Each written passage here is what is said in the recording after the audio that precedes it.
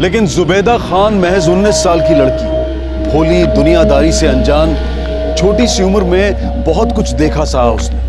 जिंदगी ने कभी उसे वक्त ही नहीं दिया ये सोचने का कि काश। तू जुबैदा हो ना? नानी जान, मैं जुबैदा की निकाह की बात करने आई हूँ। आपको किसने बताया मेरे बारे में? 14 मार्च 2015, 3 महीने की नन्ही रहमत अपनी अम्मी की गोद में चैन से सोई हुई थी, इस बात से अनजान कि वो आज अपनी अम्मी से जुदा की जाने वाली थी। और कितनी दूर है? कितना टाइम लगेगा? बस पहुँचने वाले। बोरीवली तो आ ही गया, बस पहुँच जाएंगे। रुको, मैं भाई से पूछ लेती हूँ वो कहाँ तक पहुँचा। हेलो, हाँ भाई, कहाँ पहुँचा तू? अच्छा अच्छा अच्छा, हम 5 मिनट में पहुँचने वाले हैं। हाँ।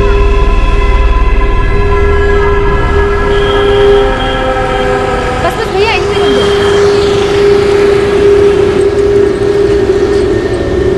भैया आप यहीं पे रुकना, हम थोड़ी देर में आते हैं, फिर इन दोनों को उनके घर छोड़ देंगे। जल्दी आइएगा, पार्किंग का थोड़ा लफड़ा है। हाँ हाँ जल्दी आएंगे।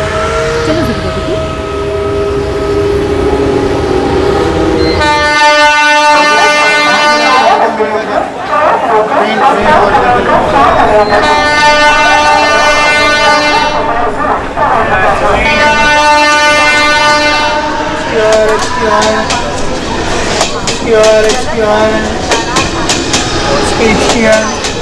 एक पानी की बोतल दो ना। भैया,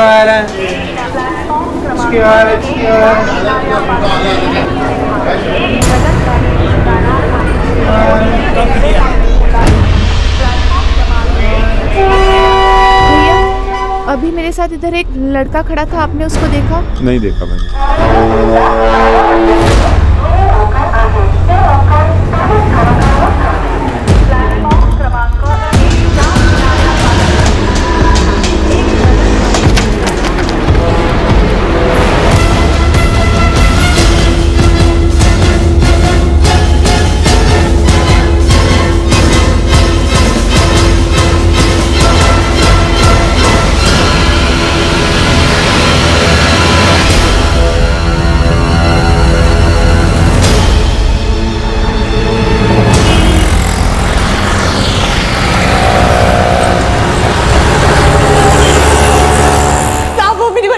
ले गए, सब मेरी रहमत को उठा ले गए।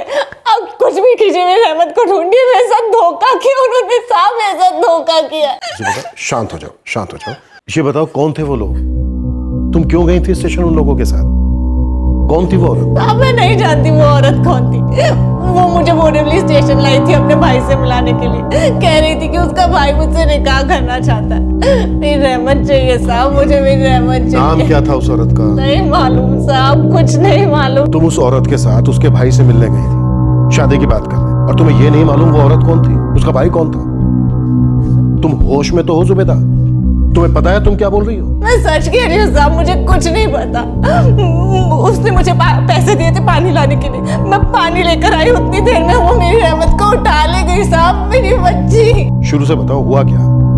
कौन थी वो औरत? तुम उससे कहाँ मिली? आज मैं उससे पहली बार मिली। वो मेरे घर आई थी दोपहर को मुझसे मिलने के लिए। घर कहाँ है तुम्हारा? दगरवाड़ी में।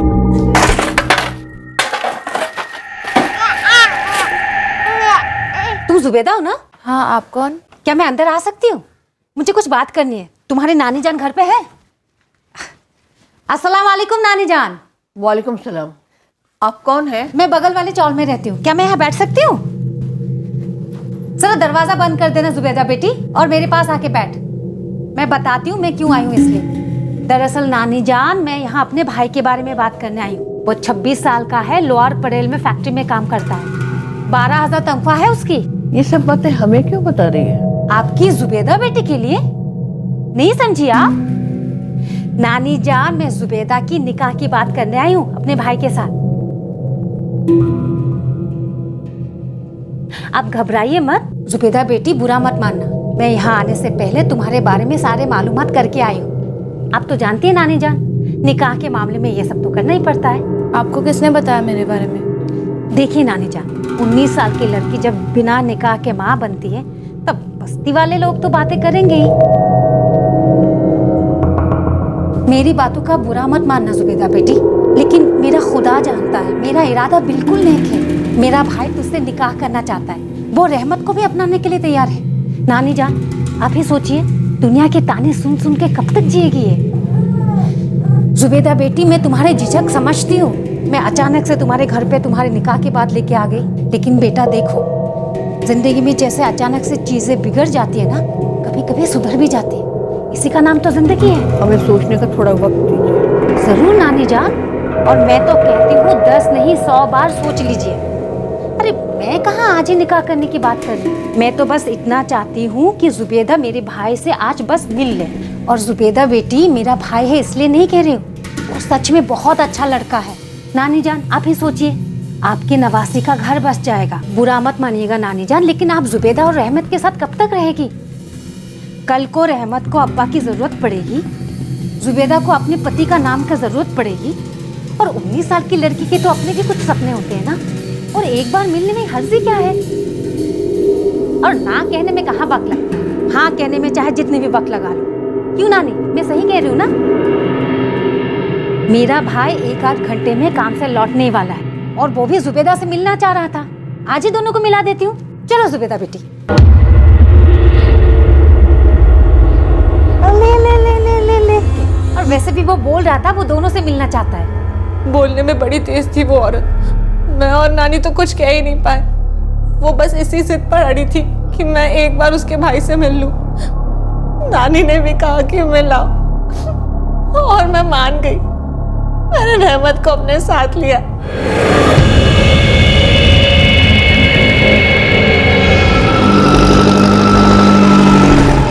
मैं उसके साथ बोरीवली स्टेशन चली गई। फिर उसने कहा कि उसका भाई बस स्टॉप पे मिलेगा। फिर हम बस स्टॉप पे आए। फिर उसने मुझे पैसे दिए पानी लाने के लिए। मैं और उसका मुंह बोला भाई पानी लाने के लिए स्टेशन चले आए। मैंने पानी लिया और मैं पलटी, और मैंने देखा कि उसका भाई नहीं था। मैंने यहाँ वहाँ ढूंढा, मुझे उसका भाई नहीं मिला। तब मुझे समझ आया कि मुझसे बहुत बड़ी भूल हो गई है। मैं दौड़ी, मैं बस स्टॉप पर आई, लेकिन तब तक वो मेरी रहमत को लेकर भाग चुके थे। तब वो मेरी रहमत को चुरा ले गए। जुबेदा ये बताओ कौन से प्लेटफॉर्म पे थे तुम लोग? Platform 6A। तुम ऐसे ही उस औरत के साथ चली आई? तुमने उससे उसका नाम तक नहीं पूछा? नहीं साहब, नहीं पूछ पाई, मैं कुछ नहीं पूछ पाई साहब। मेरी बच्ची बहुत छोटी है, पता नहीं क्या करेंगे बेटा। रहमत का कोई फोटो है तुम्हारे पास? नहीं, फोटो नहीं है मेरे पास साहब। वो 3 महीने की है साहब, वो कुछ भी कर सकते हैं मेरी रहमत के साथ। पता नहीं क्या करेंगे साहब, मेरी रहमत को ढूंढिए। शिंदे, जुबेदा को घर भेज दो और पता लगाओ इसके बारे में, क्या वाकई में इसकी कोई बेटी है? क्योंकि कहानी तो बड़ी अजीब है इसमें। हाँ सर, वो तो है। एक अनजान औरत जिसका चेहरा तक उसने नहीं देखा, उसके साथ वो अपने लिए लड़का देखने चली गई। मुझे लगता है पूरी कहानी मनगढ़ंत है। कोई बच्ची किडनैप नहीं हुई है, कुछ और ही कांड किया इसने। लेकिन स्टेशन के बाहर खड़ी भीड़ इसको यहाँ ले आई, तो हमारे सामने बताने के लिए इसने ऊट पटांग कहानी बना दी। पता करता हूँ सर, उसकी बात में कितनी सच्चाई है और कितनी कहानी।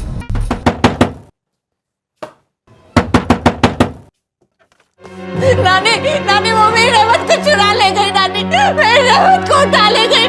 वो औरत धोखेबाज थी नानी, वो मेरी रहमत को चुरा ले आई थी। अरे क्या बोल रही थी? कौन नानी? क्यों ले गई? मेरी रहमत नानी। पुलिस को जुबेदा की कहानी पर यकीन नहीं हो रहा था, और उन्होंने जुबेदा और रहमत के बारे में जानकारी हासिल करना शुरू किया। मैडम जी, नाजायज लड़की है वो। कौन, जुबेदा या रहमत? जुबेदा का तो पता नहीं, बस इतना पता है कि जुबेदा के माँ बाप कई साल पहले गुजर गए थे, तब से वो अपनी नानी के साथ रहती है। लेकिन मैं तो रहमत की बात कर रही थी आपसे। रहमत की माँ है ना जुबेदा? हाँ, लेकिन रहमत का बाप कौन है कोई नहीं जानता। शायद जुबेदा को भी पता नहीं होगा। काम क्या करती है जुबेदा? कचरा चुनती है, दिन भर कचरे में ही रहती है। बड़ी बेशरम है वो, मटके जैसा पेट लेके पूरे बस्ती में घूमती रहती थी वो। Sir, Borivali platform number 6A का CCTV फुटेज मिल गया है। पता नहीं साहब अब किससे क्या रिश्ता था। और पूरी बस्ती थू थू करती थी जुबैदा पर जब ये बच्ची पैदा हुई थी। बिना शादी के पैदा हुई थी बच्ची, नाजायज। अभी 3 महीने पहले पैदा हुई थी बच्ची। ये बाजू का म्यूनसिपल अस्पताल है उधर। किसकी बच्ची थी? मुझे क्या साहब, किसी को नहीं मालूम किसकी बच्ची थी। किसने अगवा किया होगा जुबैदा की बच्ची को? बस्ती में किसी के साथ दुश्मनी थी? बनती तो किसी के साथ नहीं थी, लेकिन दुश्मनी भी किसी के साथ नहीं थी साहब। पर साहब, अगवा तो अमीरों के बच्चे होते हैं। इस कचरा चुनने वाली की बच्ची को कोई क्यों चुराएगा? तो तू कहना चाहता है कि जुबैदा ने अपनी बच्ची को जानबूझ कहीं छोड़ दिया या किसी को दे दिया? साहब मैं ये कह रहा हूँ, अब नाजायज बच्चे से छुटकारा पाने के लिए कोई कुछ भी कर सकता है।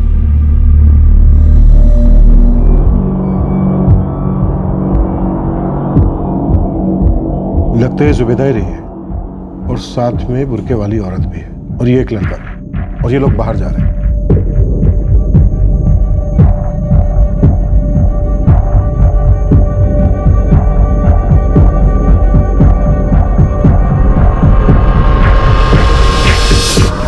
इसका मतलब जुबैदा जो कह रही थी वो बात सही थी। वो अपनी बच्ची को बुर्के वाली औरत के साथ स्टेशन लेकर गई थी और वो औरत उसकी बच्ची को लेकर चली गई। लगता है किडनैपिंग का ही केस है। लेकिन सोचने वाली बात यह है कि किसी को एक गरीब लड़की की बच्ची को किडनैप करके मिलेगा क्या? अगर जुबैदा की कहानी सच भी हुई तो भी वो इतनी आसानी से उस औरत की बात क्यों मान लेगी और इतनी लापरवाही से अपनी बेटी उसे सौंप देगी?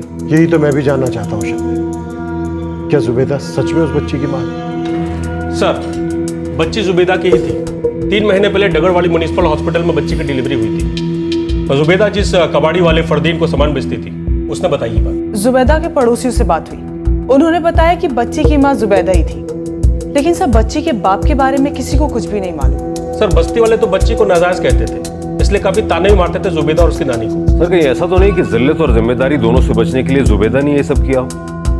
शायद उसने खुद अपनी बच्ची को उस औरत के हाथों बेच दी हो।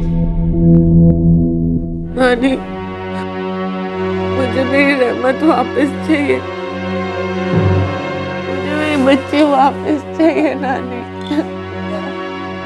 ये भी तो हो सकता है कि जुबैदा को उसकी बच्ची चाहिए ही नहीं थी। शायद वो अपनी बच्ची को बेचना चाहती थी, लेकिन दिखाना ये चाहती थी कि उसकी बच्ची रहमत को कोई लेकर भाग गया है।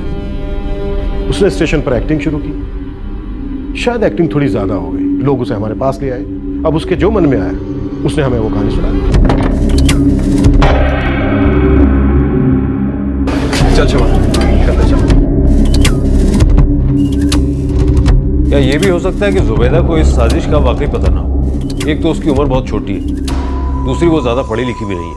हो सकता है किसी ने जुबैदा के भोलेपन का फायदा उठाया। तुम 1 हफ्ते में आ जाओ, यहाँ सब शांत हो जाएगा। पक्का? समझो ऊपर वाली की रहमत होने वाली है।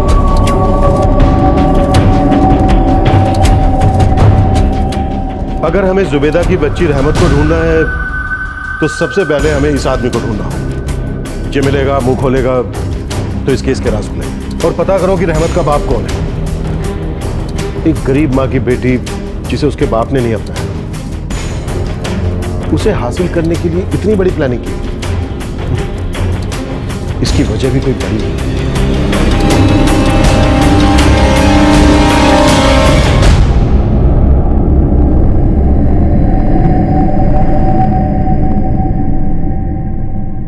क्या जुबैदा के आंसुओं में सच्चाई थी? क्या वो एक साजिश का शिकार थी या वाकई किसी ने उसकी बच्ची को चुरा लिया था? अगर ऐसा था तो किसने किया था यह अपहरण? और रहमत के अपहरण के पीछे आखिर वजह क्या थी? क्या जुबैदा के किसी करीबी का इसमें हाथ था? क्या पुलिस इन्वेस्टिगेशन इन सवालों के जवाब ढूंढ पाएगी या फिर और नए सवाल खड़े होंगे? अगर हमें जुबैदा की बच्ची रहमत को ढूंढना है तो सबसे पहले हमें इस आदमी को ढूंढना होगा। ये मिलेगा, मुंह खोलेगा तो इस केस के राज खुलेंगे। और पता करो कि रहमत का बाप कौन है। एक गरीब माँ की बेटी जिसे उसके बाप ने नहीं अपनाया, उसे हासिल करने के लिए इतनी बड़ी प्लानिंग की गई। इसकी वजह भी कोई बड़ी है।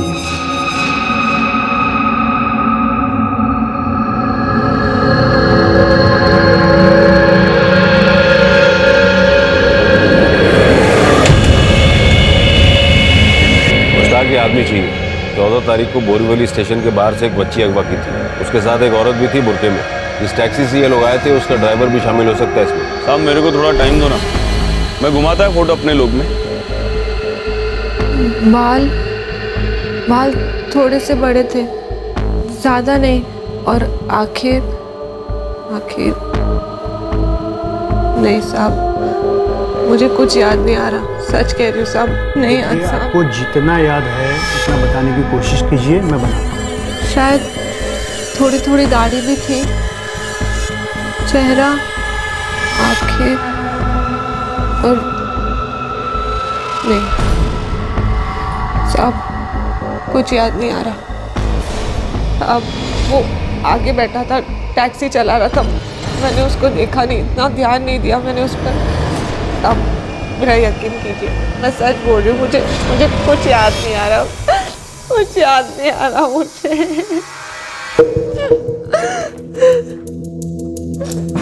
जुबैदा एक बात बताओ, वो जो औरत थी उसने तुमसे कहा था ना कि वो तुम्हारी ही चौल के आसपास की किसी चौल में रहती है?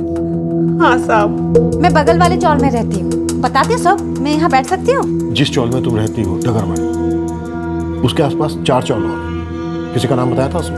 नहीं साहब, नाम नहीं बताया उसने। साहब, डगरवाड़ी के पास के चारों चौल में काफ़ी मुस्लिम परिवार रहते हैं। इनमें से कुछ लेडीज़ हैं जो बुर्का पहनती हैं। अब साहब सबकी परेड तो नहीं करवा सकते, मान लो परेड करवाया भी तो उससे होगा क्या? उस लड़की ने किसी का चेहरा तो देखा ही नहीं है। सीधा बोलना तुझसे नहीं होगा, ये कहना चाहता है ना? ऐसा नहीं है साहब, मेरे को तो लगता है उस औरत ने बुर्का अपना चेहरा छिपाने के लिए पहना होगा, या हो सकता है वो बुर्का पहनती ना हो। वो अपना काम शुरू कर दे। वैसे भी 3 महीने की बच्ची को छुपाना इतना आसान नहीं है, आस पड़ोस वालों को जरूर पता चलता है, और तू ट्राई करेगा तो तुझे भी। ठीक है साहब। तुम्हारी नानी उसकी बात बहुत आसानी से मान गई थी। सब ध्यान से बताओ, तुम्हारी नानी ने उसके साथ जाने पर तुम पर जोर दिया था? नहीं साहब, नानी तो मेरा भला चाहती थी, इसलिए उन्होंने मुझे जाने के लिए कहा। वो भी मेरी तरह उसके झांसे में आ गई। साहब मैं क्या बताऊं, धोखा खाना तो मेरी तकदीर में ही लिखा है साहब। रहमत किसकी बेटी है? बाप कौन है उसका? एक धोखेबाज जिसने सिर्फ मेरा फायदा उठाया। तुम्हारी चौल में रहता है?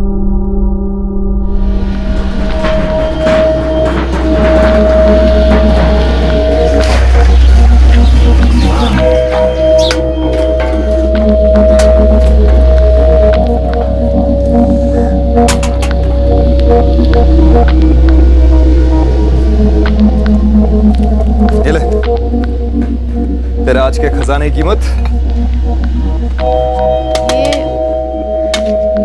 ये थोड़े ज्यादा नहीं है? तेरे लिए खास रेट लगा है।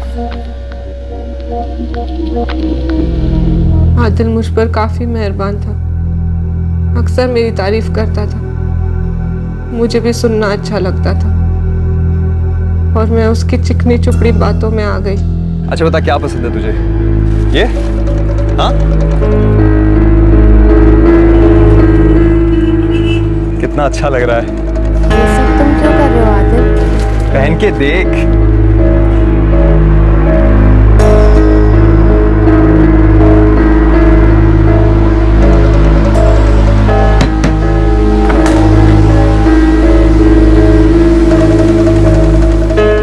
आजा, डर क्यों रही है? आना।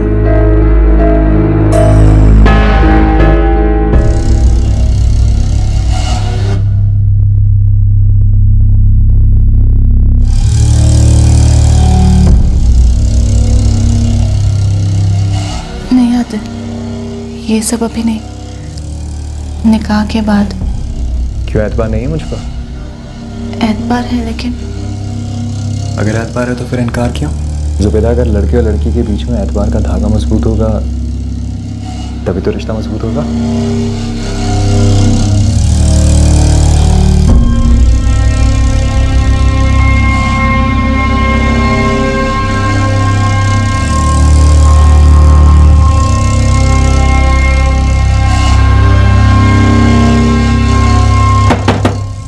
फिर हम उसके घर मिलने लगे।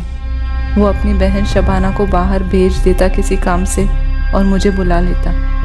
मुझे कभी ये ख्याल नहीं आया कि वो मुझे धोखा देगा।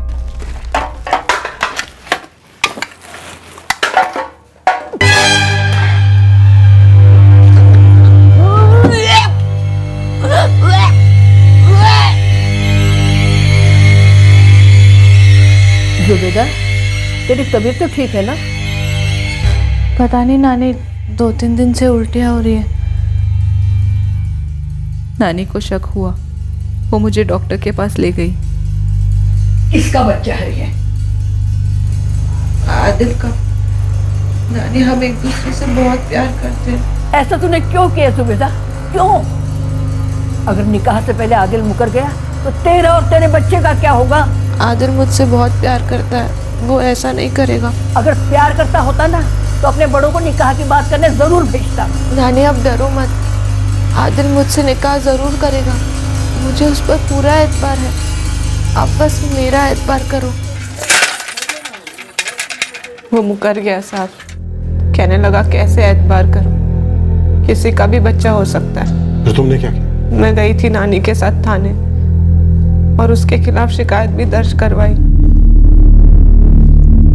साहब, ये मेरा और आदिल का ही बच्चा है। उसने वादा किया था मेरा साथ देने का, लेकिन अब वो मुकर रहा है। अभी मेरी पोती 18 साल की है, अभी वो खुद बच्ची है। अगर आदिल ने इसके साथ निकाह नहीं किया तो हम कहीं भी मुंह दिखाने के काबिल नहीं रहेंगे। कहीं के नहीं रहेंगे का क्या मतलब है साहब? ये मेरा जिम्मा थोड़ी है, वो कितने के साथ सोती होगी मुझे क्या पता। साहब, वो कुछ भी बोलेगी मान लूंगा क्या? मेरा बच्चा नहीं है साहब। वो देखो, वो आदिल मना कर रहा है, कहता है बच्चा उसका है ही नहीं। आप लोगों की शिकायत पे हमने एनसी दर्ज कर ली, लेकिन उसके आगे हम क्या कर सकते हैं? वो लड़का इससे शादी नहीं करेगा। वो तो मान ही नहीं रहा है कि बच्चा उसका है, और वो तो ये भी कहता है कि तू कई लोगों के साथ सोती है। मेरी आप दोनों को एक सलाह है, इस बच्चे को गिरा दो और इस मामले को यहीं खत्म करो। मैं ये बच्चा नहीं गिराऊंगी नानी, मेरा दिल नहीं मानता। मैंने गलती की है तो मैं ही भुगतूंगी। बच्चा पालने का मतलब जानती है तो? जब लोग इसके बाप का नाम पूछेंगे तो क्या जवाब देगी? वो तेरी बात को मानेगा कि आदिल इसका बाप है? मैंने मेरी बच्ची को नहीं गिराया, उसे पैदा किया। जैसे भी थी, जिस भी हालत में थी, उसे पाल रही थी। मेरी रहमत, मेरा सब कुछ है साहब। मेरी बच्ची।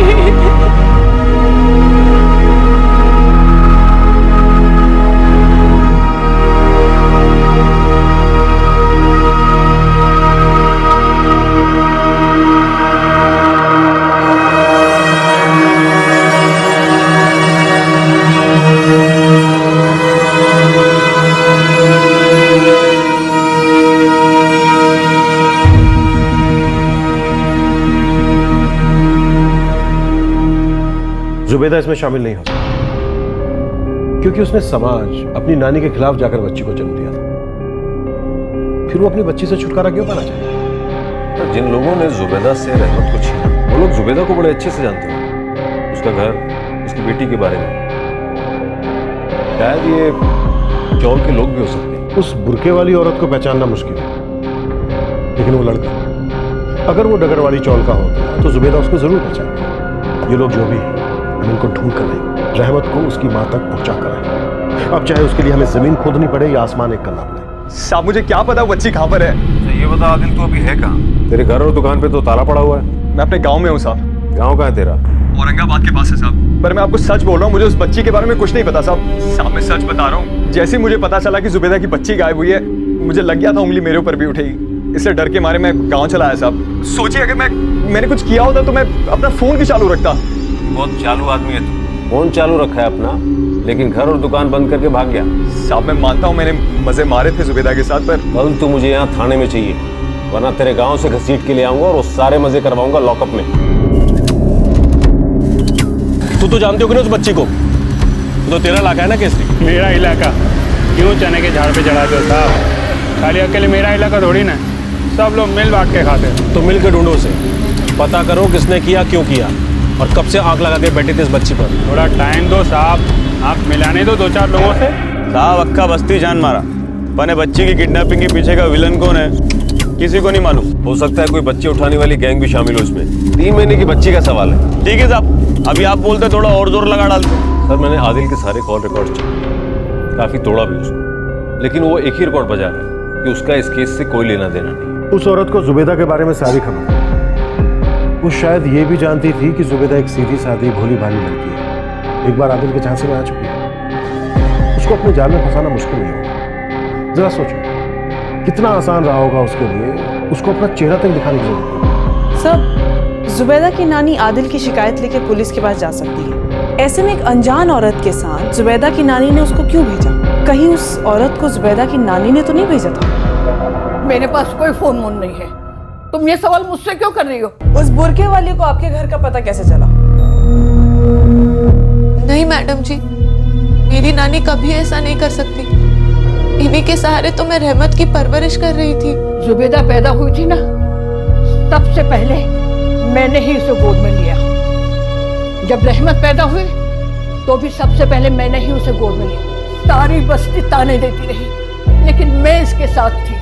और तुम लोग मुझ पे शक कर रहे हो? कहीं तुम लोग पागल तो नहीं हो गए?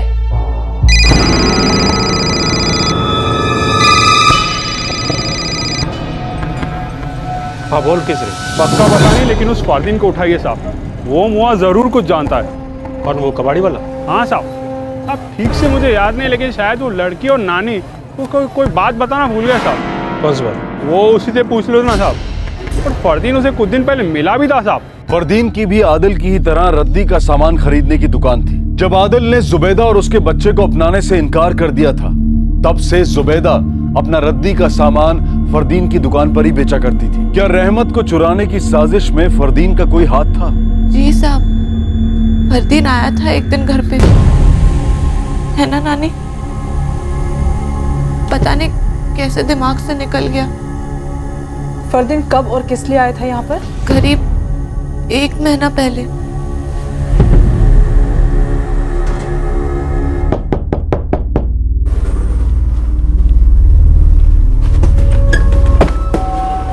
मुझे कुछ बात करनी थी, मैं अंदर आके करूं क्या? आओ। सलाम वालेकुम। अरे बड़ी प्यारी है तेरी बच्ची तो। मुझे बड़ा अफसोस होता है इस बात। अब तो आदत पड़ गई है फरदीन भाई। नादिर अली, जुबैदा को आदत पड़ गई, आपको भी पड़ गई, जिंदगी भर वो भी यही ताने सुनेगी। ये तुम क्या कहना चाहते हो? जुबैदा, लोग इस बच्ची को गाली देते हैं, मुझे अच्छा नहीं लगता। ये शराफत का राग अलग न छोड़, सीधे सीधे बता तेरे दिमाग में क्या खुराफात चल रही है? मैं तो बस यही कहना चाहता हूँ कि इस बच्ची को बेहतर परवरिश मिल सकती है, बेहतर जिंदगी मिल सकती है, अगर आप लोग चाहें तो। और आप लोगों को अच्छा पैसा भी मिले। हाँ? क्या पैसा? मैं बस ये चुप! आँख फोड़ दूंगी। दोबारा मेरी बेटी को बेचने का ख्याल दिमाग में भी लाया तो। मैं तेरी भलाई के लिए। तुझे हमारी भलाई सोचने की कोई जरूरत नहीं है। गाली खाने की आदत बरकरार रखना, एक दिन इसे भी पड़ गई। निकाल दिया मैंने उसे अपने घर से। साहब, क्या उसने अगवा करवाया मेरी रहमत को?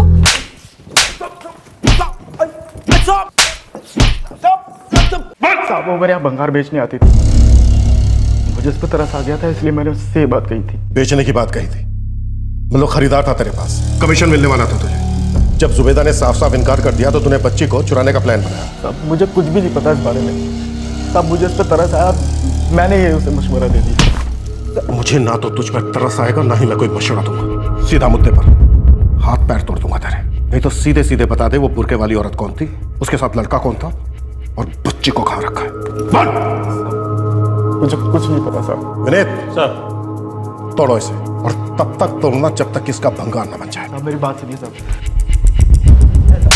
हाथ नीचे, हाथ नीचे कर।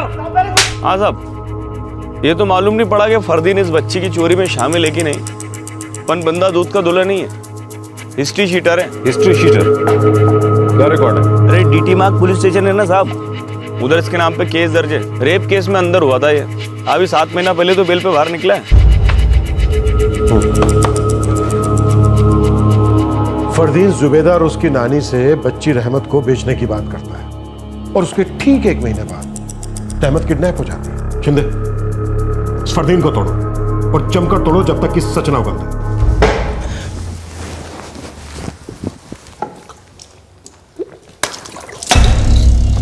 फ्लश हो गया ना? ब्रेक खत्म, अब तेरे को ब्रेक करना शुरू कर। बताता हूँ सब बताता हूँ। बोल। साहब मैंने रहमत को नहीं उठाया। साहब मेरी एक बार जुबैदा से बात हुई थी रहमत को बेचने के बारे में, और वो भी इसलिए क्योंकि मुझे एक फ़ोन आया था। खरीदार का? मुझे भी यही लगा साहब, किसी को जुबैदा की बच्ची चाहिए थी। कौन था वो? पता नहीं सर, कभी मिला भी नहीं उससे, बस आवाज़ सुनी थी फ़ोन पर।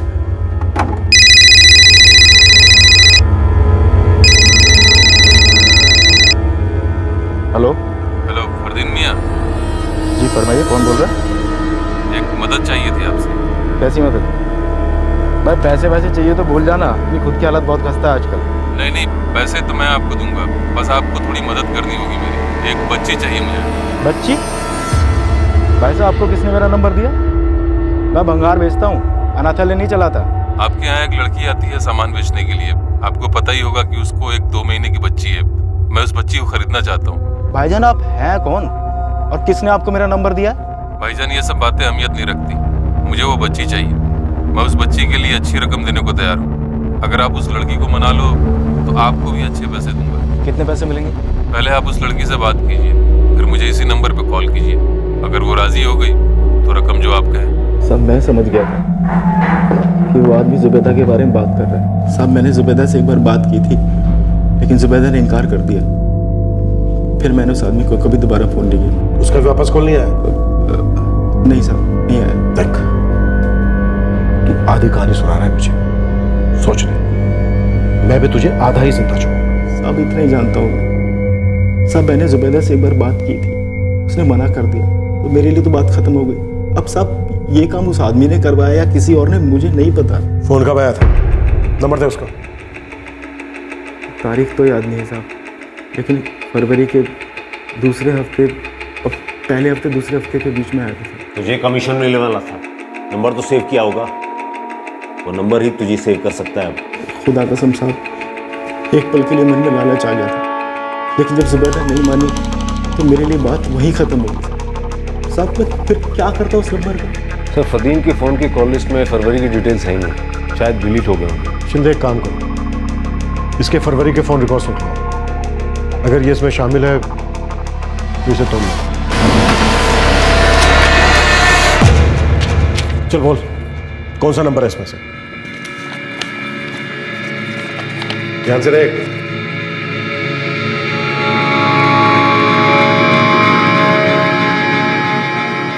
साहब नहीं याद आ रहा। फरवरी के पहले 2 हफ्तों में जितने नंबरों से भी इसको कॉल है, सबसे बात कर लो। चल नंबर डाल कर स्पीकर पे डाल। हेलो हाँ फरदीन बेटा बोल। हेलो, आवाज़ नहीं आ रही। अभी तो मेरी खाला है। हेलो हेलो फरदीन क्या बात है, आज सामने से फ़ोन किया? राशिद कैसा है? मैं तेरे को अभी फ़ोन करता हूँ। हाँ मेरा दोस्त है राशिद, मेरे से कबाड़ा लेता है। तेरी खाना तेरा दोस्त? किसी का नंबर सेव नहीं किया तूने? साहब ये मेरी दूर की खाला है, एक बार पैसे मांगने के लिए फ़ोन किया था, और साहब ये मेरा दोस्त है, हर महीने तो नंबर चेंज करता है। कितने नंबर सेव करूँगा साहब मैं? जितना चिंटू है ढूंढ सकते। फरदीन ने फरवरी के महीने में जिन जिन लोगों से बात की थी, उन सभी लोगों से उसकी बात करवाना शुरू किया गया, तब तक जब तक कि वो नंबर नहीं मिल गया जिसने फरदीन से रहमत को खरीदने की बात की थी। चल ये नंबर लगा, 444567645। हेलो हेलो हाँ कौन? मैं फरदीन बोल रहा हूँ। हाँ बोलो फरदीन, क्या काम है? काम तो भाईजान आपने करा लिया, वो बच्ची उठा के, और वो भी मेरे बिना। भाईजान आपको तो बच्ची मिल गई, लेकिन मुझे मेरा कमीशन नहीं मिला। किस बात का कमीशन? तुमसे काम तो हुआ नहीं। यही क्या बात है, ये तो गलत बात है ना। अब मैं जुबैदा से बात कर रहा था, टाइम लगता है, और मैंने पूरा टाइम दिया इस काम के लिए, आधा कमीशन तो मेरा बनता है। हेलो हेलो भाईजान, भाई साहब बोलते क्यों नहीं है? आपको शायद पता नहीं, यहाँ पर बच्ची की माँ ने बवाल कर दिया है और पुलिस ने भी जोर लगा के रखा है। अब आप मुझे मेरा मुंह बंद रखने का कमीशन दोगे या फिर मैं मुंह खोल के पुलिस से इनाम ले लूँ आपको पकड़वाने का? बताइए। ठीक है, कल आ जाना पैसे लेने। कहाँ? आप मेरी दुकान पे आ जाइए। नहीं, पैसे चाहिए तो आना तुम्हें पड़ेगा। कहाँ पर? कल चारकोप सर्कल के पास आ जाना, दोपहर 1:30 बजे तक। वहाँ आके फोन करूँगा। ठीक है भाईजान। शिंदे सर, इस नंबर की सारी डिटेल्स निकाल, जितना जल्दी हो सके। सर, नंबर किसी इमरान अली के नाम का है। एड्रेस है मोइनुद्दीन चौक, जोगेश्वरी वेस्ट। घर का नंबर नहीं लिखा है। शिंदे, आज ही सर्चिंग शुरू कर दो।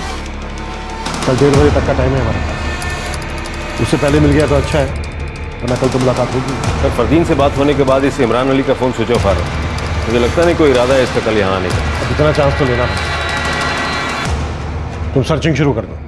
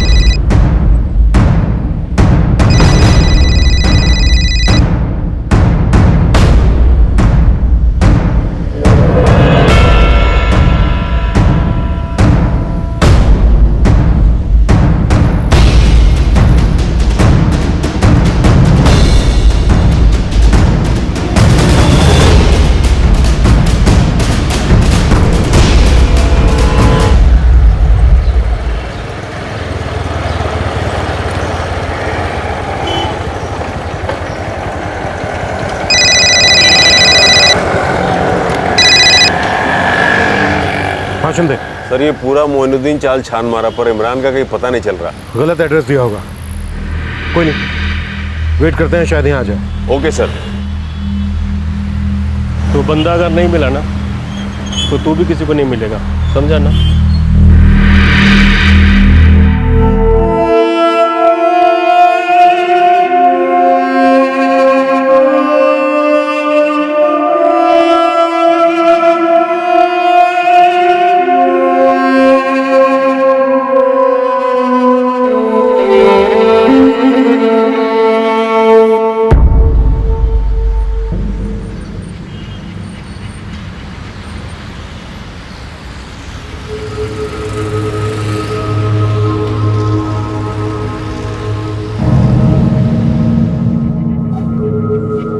सर, अभी भी फोन बंद करके बैठा है। इमरान आया नहीं अभी तक। लगता है इसको पकड़ने का कोई दूसरा तरीका ढूंढना पड़ेगा। सर, इमरान अली के फोन रिकॉर्ड्स हैं हमारे पास, शायद उसमें से कुछ क्लू मिले हमें। गुड। शिंदे, अभी चेक करो। पिछले 1-2 महीने में इमरान ने जिस आदमी से सबसे ज्यादा बात की होगी, वो आदमी इमरान के बारे में उतना ही ज्यादा जानता हो।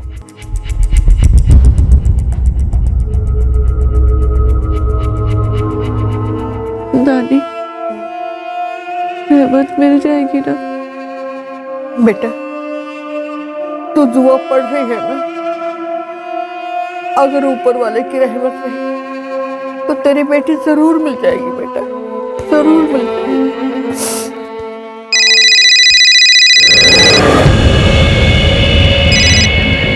हेलो, क्या मेरी बात मिस्टर सलीम से हो रही है? जी हाँ, मैं सलीम बोल रहा हूँ। सर, मैं वॉइस 9 टेलीकॉम से बोल रहा हूँ।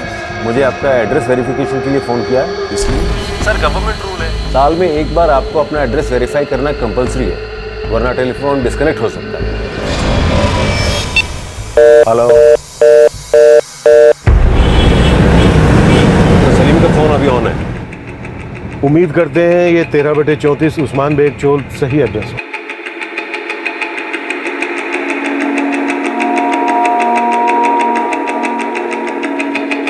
शिंदे सर, तुम और सुनीता आगे जाओ, वेरीफाई करो।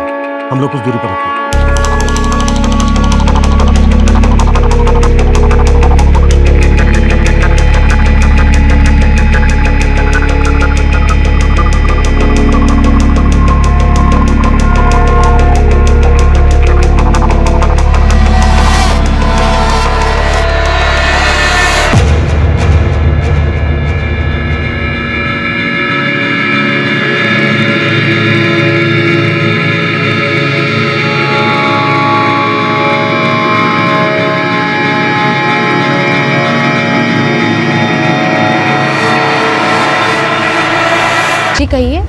जी ये सलीम खान का मकान है? जी हाँ, लेकिन वो घर पे नहीं है। जी वो कहाँ मिलेंगे? जी वो तो भिवंडी गए हैं, शाम तक आएंगे। क्या काम है आपको? मुझसे कहिए, मैं उनकी बीवी हूँ। जी आपका क्या नाम है मैडम? जी फातिमा। क्या काम है आपको? जी दरअसल हम वॉइस 9 नेटवर्क टेलीकॉम से आए हैं, हमें एड्रेस वेरिफिकेशन करना है। सुनीता, क्या ये आपका नंबर है? 44498091। ये आपके शौहर सलीम का नंबर है? जी नहीं, ये मेरे भाई का नंबर है, कबीर का। कबीर? और यहाँ रिकॉर्ड के हिसाब से ये नंबर तो सलीम खान के नाम पर है। दरअसल कबीर का खुद का घर नहीं है, वो भाड़े से रहता है, इसलिए उसने मेरे शौहर का नाम और पता देकर ये नंबर लिया था। जी आप हमें उनका एड्रेस बता दीजिए, हम ये एड्रेस वेरीफाई करके ये नंबर उनके नाम पर अलॉट कर देंगे। जी ज़रूर, वो पास में ही रहता है, मैं आपको लेकर चलती हूँ। सायरा तू 2 मिनट बैठ, मैं आती हूँ।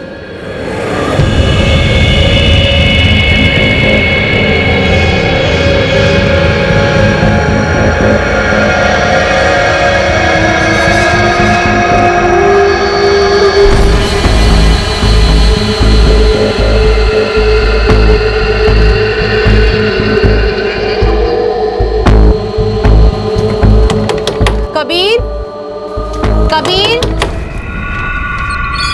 क्या हुआ आपा? ये फ़ोन कंपनी से है, तुम्हारा पता जांचना, इनसे बात कर लो। आपने कल भी फोन किया था ना, और तूने फोन डिस्कनेक्ट कर दिया था। आप लोग कौन है फिर?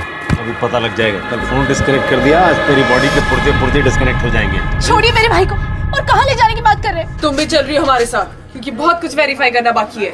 दिखाओ दोनों को। आखिरकार पुलिस उस आदमी तक पहुंच ही गई जो उस बुरखे वाली औरत के साथ था, और जो रेलवे स्टेशन के सीसीटीवी फुटेज में भी दिखा था। क्या थी ये साजिश, इसका खुलासा अब होने ही वाला था। लेकिन क्या ये कड़ी पुलिस को रहमत तक पहुंचाने वाली?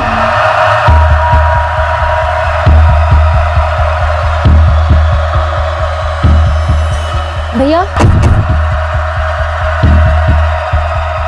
जोगेश्वरी उस्मान बेग चौक।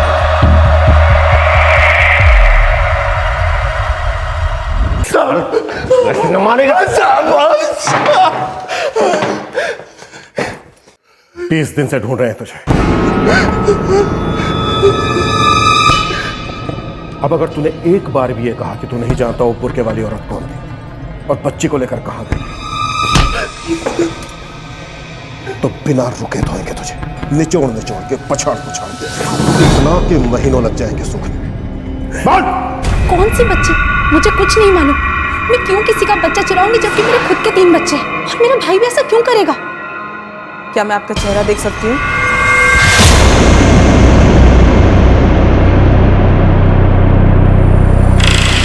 तुम्हारे भाई के साथ इस काम में एक बुरके वाली औरत भी थी। तुम ही हो ना वो? कब से लगे हो तुम दोनों भाई बहन इस धंधे में? साहब मेरा ऐसा वैसा कोई धंधा नहीं है साहब। मैं तो साहब इमरान की मदद कर रहा था। इमरान कौन? पूरा नाम बोल। साहब इमरान अली। सर ये इमरान अली वही आदमी लगता है जिसने फरदीन को फोन किया था, जो 4 को पैसे देने आने वाला था पर आया नहीं। बच्चे क्या इमरान के पास? हाँ साहब उसी के पास होगी। करता क्या इमरान? वो तो अपने घर पर ही होगा। उस्मान बेग चौक।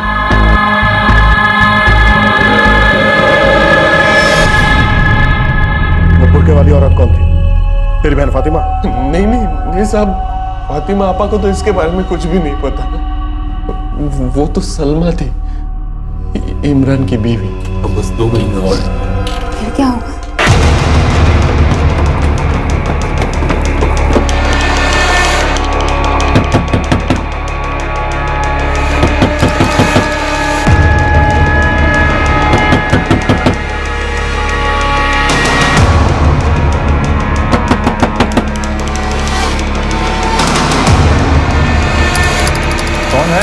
दरवाजा खोल के पूछेगा तो अच्छा रहेगा, नहीं तो दरवाजा तोड़ के जवाब दूंगा।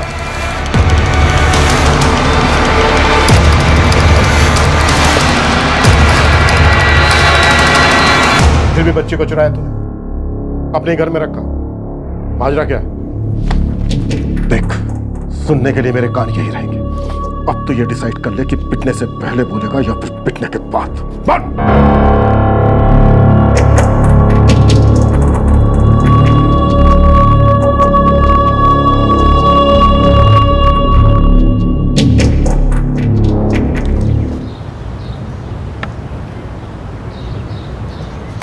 जुबेदा, जुबेदा, जुबेदा, तेरे घर पे पुलिस आई है, रहमत को भी लाई है।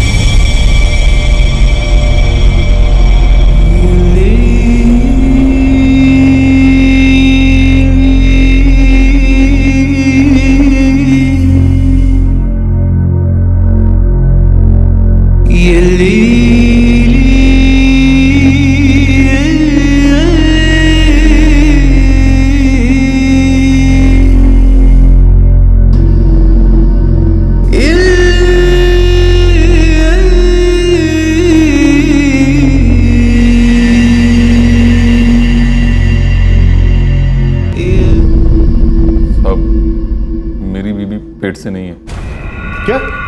जी, ये एक नाटक था जो हम पिछले कई महीने से कर रहे थे।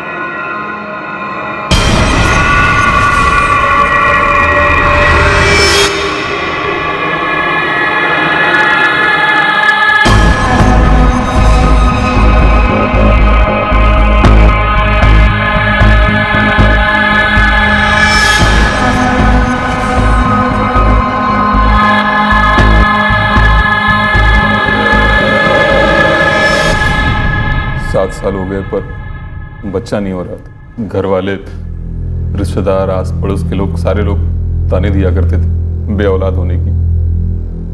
सब बर्दाश्त नहीं होता था। फिर हम लोग बदायूं से यहाँ चले आए। बच्चा चुराने?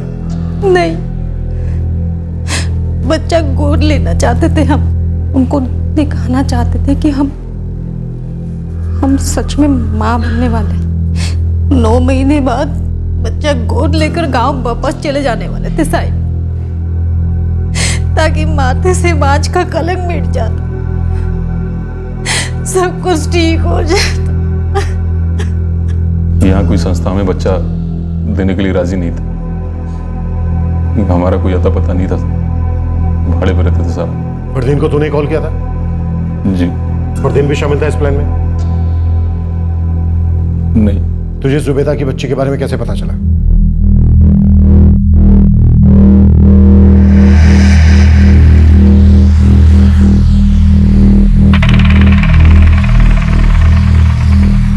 मैं उस दिन मलाड ईस्ट के एक दरगाह पे दुआ मांगने गया था कि हमारी एक औलाद हो जाए। है राजू, चल दे। है चिकने? आय हाय, क्या चिकना है रे तो? चल, कोई नहीं करा दे। अरे ऊपर वाला हर दुआ पूरी करेगा तेरी। मैं दुआ करेगी तेरे लिए। दे। एक बच्चे की मुराद है, पूरी करेगा ऊपर वाला। आय हाय, बच्चे की मुराद? हाँ रे, जरूर पूरा करेगा। मैं दुआ करेगी तेरे लिए, बस कोई नहीं करा दे। हाँ, क्या दुआ करेगी? यही दुआ करेगी कि तेरे बीवी को बच्चे हो, तेरे घर में बहुत खुशियाँ है। हाँ। डॉक्टर ने तो मना किया है, दुआ करने से हो जाएगा। नहीं ना? क्या करें? तो कुछ कर सकती है? क्यों टाइम की खोटे कर रहा है? अरे दे ना, मैं खाली बच्चे को आशीर्वाद दे सकती, बच्चा थोड़ी ना पैदा कर सकती। तो बहुत सारे घरों में जाती है बच्चा देखने के लिए, तो कहीं से मेरे लिए एक बच्चे का इंतजाम नहीं कर सकती? देख, मुझे सिर्फ एक बच्चा चाहिए। मैं तुझे 20 नहीं, पूरे 10,000 रुपये दूंगा। ये मतलब तुझे बच्चा खरीदना है? हाँ, अगर कोई बेचे तो मैं खरीद भी सकता हूँ। जानती है किसी को? ये बाबा, मेरे को इसके बारे में कुछ नहीं पता। हाँ, लेकिन हाँ, एक बच्ची को जानती है मैं। एक कचरे वाली ने जन्म दिया 2 महीने पहले। उसके बाप के बारे में किसी को कुछ पता नहीं, शायद नाजायज है। मेरे को मुंह दिखाई भी नहीं दी। सजराए गाले तेरे माँ जो नरा गोटा में। सुना है घर में नन्ही परी आई है, चलो मुंह दिखाई दो। मैंने कहा ना, मेरे पास देने के लिए कुछ नहीं, तुम जाओ यहाँ से। अरे ऐसा क्या करते हो? मुंह दिखाई तो हक है हमारा, आपको देना पड़ेगा। अरे आपकी बच्ची को दुआ देगी मैं। ए नानी जान। क्या वो औरत अपना बच्चा बेचना चाहती है? राजू, इतना तो नहीं पता, पर बस्ती वाले उसे और उस बच्ची को बहुत ताने मार रहे थे। फिर भी जन्म दिया उसने, अभी झेल रही है। उसे झेलने की जरूरत नहीं है, मैं पाल लूंगा। कहाँ है वो बच्ची? मैं एक नंबर देती देखो, एक कबाड़ी वाला है फरदीन करके, तो उससे बात कर।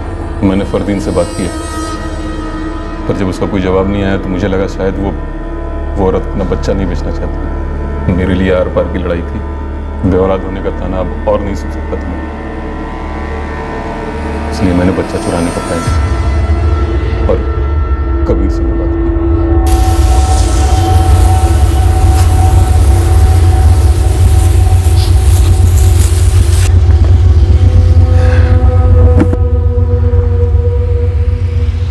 यार कबीर, एक काम है तुझसे, मदद करेगा? मदद?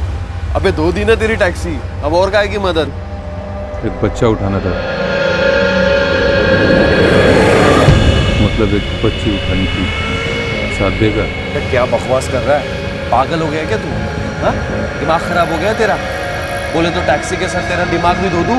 यार तू नहीं समझेगा, घर वाले मेरी और सलमा की जान खाए हुए हैं और हम भी तरस रहे हैं यार एक औलाद के लिए।